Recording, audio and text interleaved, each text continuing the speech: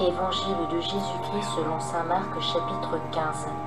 Le matin de bonne heure, les chefs des prêtres se réunissent avec les anciens, les maîtres de la loi et tout le tribunal des Juifs pour prendre une décision. Ils font attacher Jésus, ils l'emmènent et le livrent à Pilate. Pilate demande à Jésus, « Est-ce que tu es le roi des Juifs ?» Jésus lui répond, « C'est toi qui le dis. » Les chefs des prêtres accusent Jésus de beaucoup de choses.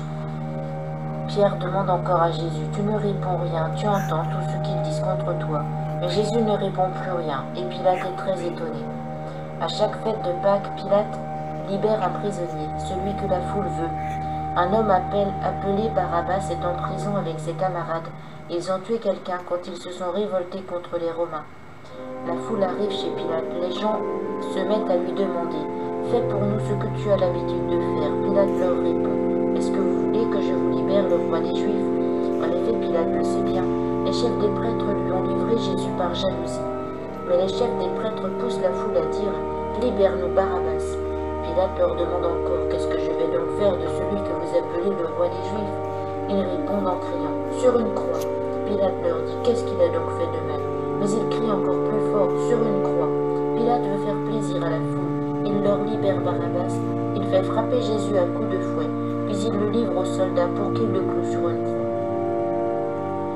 Les soldats se moquent de Jésus. Les soldats amènent Jésus à l'intérieur de la cour, c'est-à-dire dans le palais du gouverneur, et ils appellent toute la troupe.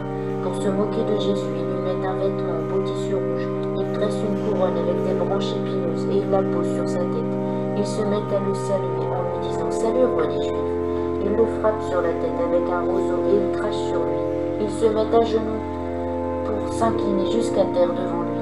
Quand ils ont fini de se moquer de lui, ils lui enlèvent le manteau, le vêtement rouge et lui remettent ses habits. Ensuite, ils l'emmènent dehors pour le clouer sur une croix. Un homme de Cyrène appelé Simon, le père d'Alexandre et de Rufus, passe par là en revenant des champs. Les soldats l'obligent à porter la croix de Jésus.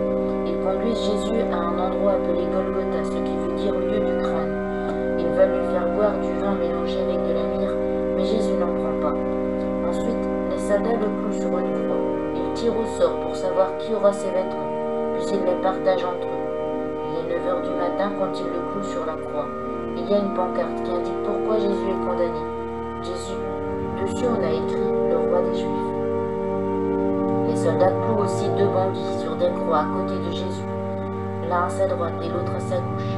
Les gens qui passent par là secouent la tête et ils insultent Jésus en disant « Hé, tu voulais détruire le temple et le reconstruire en 3 jours, eh bien sauve-toi toi-même en descendant de la croix. » De même, les chefs des prêtres et les maîtres de la loi se moquent de Jésus et ils se disent entre eux « Il a sauvé les autres, mais il ne peut pas se sauver lui-même. » Maintenant, le Messie, le roi d'Israël, n'a qu'à descendre de la croix.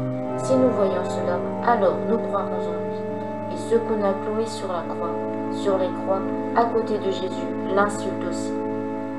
À midi, il fait nuit dans tout le pays, jusqu'à 3 h de l'après-midi.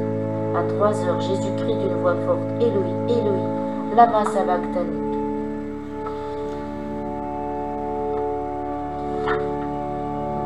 Cela veut dire, « Mon Dieu, pourquoi m'as-tu abandonné ?»